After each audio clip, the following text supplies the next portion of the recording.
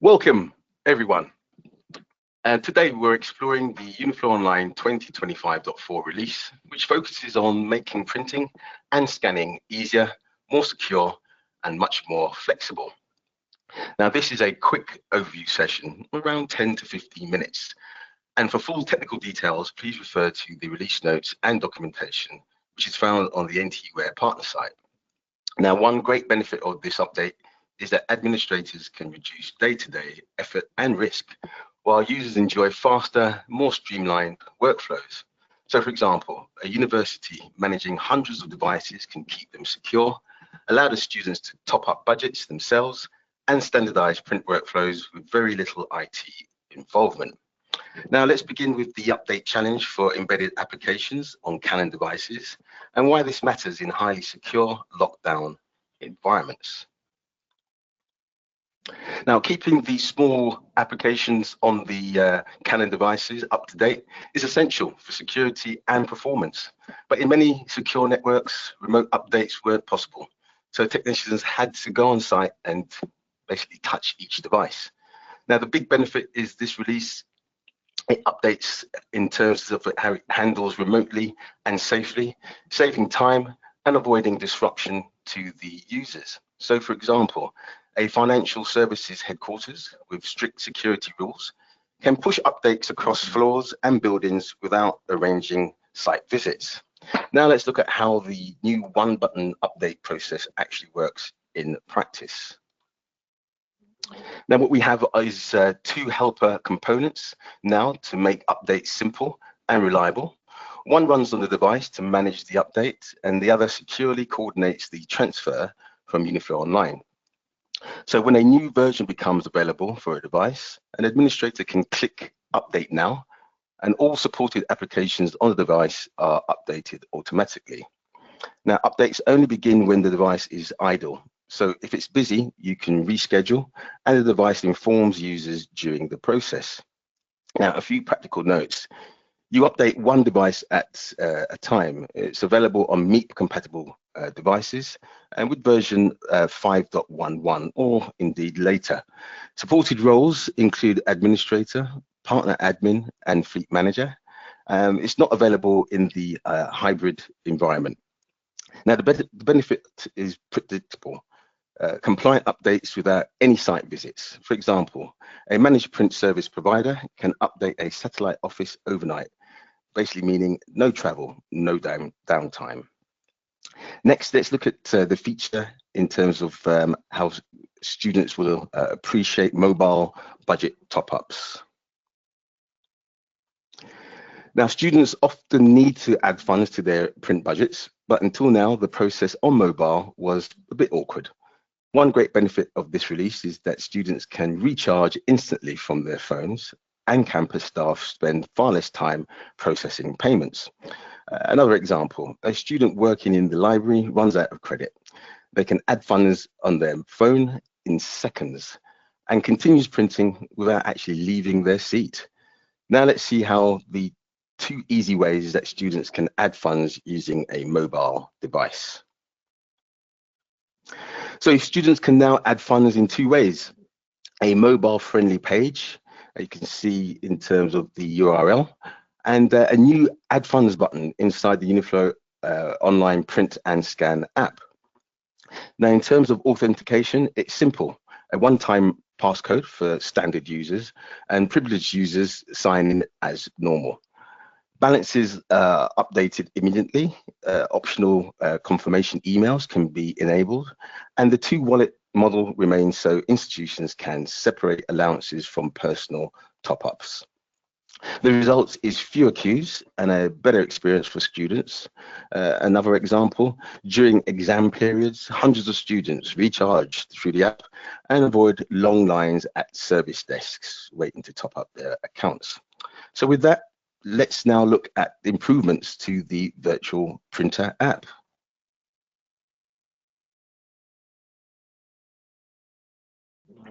Now, the virtual printer app now supports finishing options such as eco staple, hole punch, and tray selection.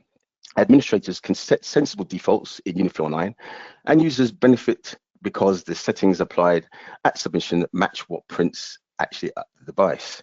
Now, these defaults inherit from the SmartClient settings at the root location, basically default settings, for consistency. This saves time and reduces errors, especially as more organizations use Windows' modern secured print model. For example, a legal team preparing case bundles selects stapling and hole punch in advance, preventing reprints and device-side adjustments. Now, scanning also gets smarter. Users can now choose their file type at the device. Let's have a quick look at that. Previously, the scan file type was locked into the scan profile, which led to multiple profiles, basically having a cluttered interface. Now, administrators can allow users to choose from up to 10 formats directly from the Canon device. Options can include encryption and compression where appropriate. This is available on the MEAP compatible devices. The benefits is less administration for IT and a simpler, faster experience for users. For example, accounts payable selects encrypted PDFs for invoices, while maybe HR chooses searchable PDFA for contracts without changing the actual scan profile. Very simple and convenient. So with that, let's move on to payments. There's an important addition for Finland.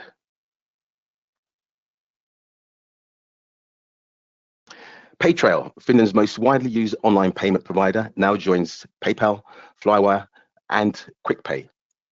Administrators can set minimum and maximum top-up values and choose whether to send confirmation emails with behavior consistent across these providers. This brings familiar local payment methods to Finnish organizations and smooths operation and adoption too. For example, a Finnish university enables Paytrail and sees more successful student top-ups because, why? People can use the methods they already trust. So with that, let's look at more precise control over devices with location-specific policies.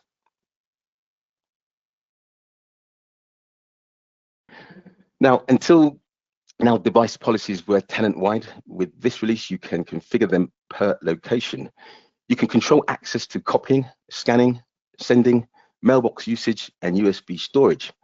And you can guide behavior, such as forcing black and white printing in certain areas of the business. Configuration has moved to device login options section. You can create up to 10 distinct policy sets. Existing policies are migrated automatically, and policies apply not only to Canon devices with the AMS kit installed, but also to jobs submitted via the SmartClient and the virtual printer app. The benefits is targeted and control. What do I mean? It locks things down where needed while allowing flexible elsewhere.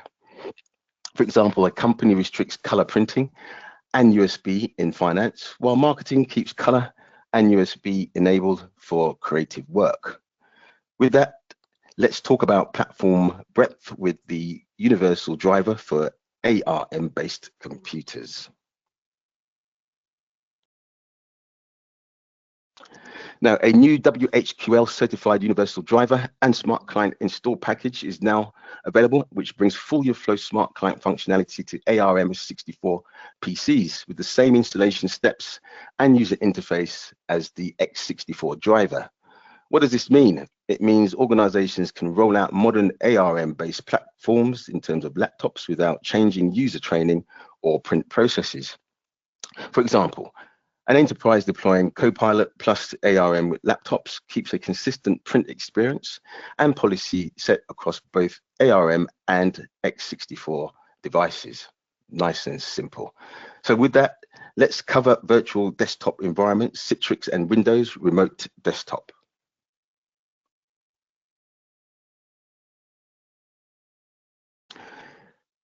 uniFLOW SmartClient for Windows now supports Citrix virtual apps and desktops and Windows Server remote desktop services.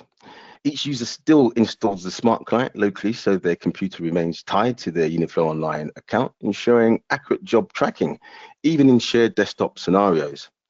Now, this has been tested on Windows Server 2019, Citrix 7, v2402, and Windows Server 2022 RDS, and requires SmartClient 2025.4 or even newer. The benefit is consistent secure print management for virtual desktop users. For example, a hospital can track prints by a clinician, even when sessions roam between shared workstations. Fantastic. Finally, let's look at the new guide that makes onboarding much more smoother.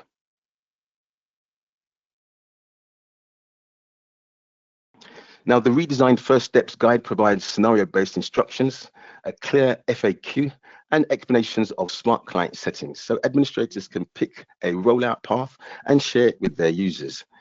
It is localized in English, French, Italian, German, Spanish, plus Japanese and Chinese, which basically means it helps global teams start quickly with fewer support calls. Another example here, a school IT team shares the guide with their teachers who set up their devices themselves, literally in minutes. I did say it was a quick one. That brings us up to the wrap up now. So just to recap, you now have a safer, simpler device update scenario, mobile first budgeting, richer Windows print workflows, per location device policies, a broad platform coverage with ARM64 and Citrix, and a clearer onboarding experience. Now, for next steps, why not consider piloting the one button update and per location policies in a controlled site, enabling mobile top-ups for students and staff, and sharing the First Steps guide with your users. Now, thank you for joining, but just one more closing to close. Please remember that this was a quick overview. For full technical details and documentation, please visit the NTWare partner site and review the release notes. Thanks again for joining.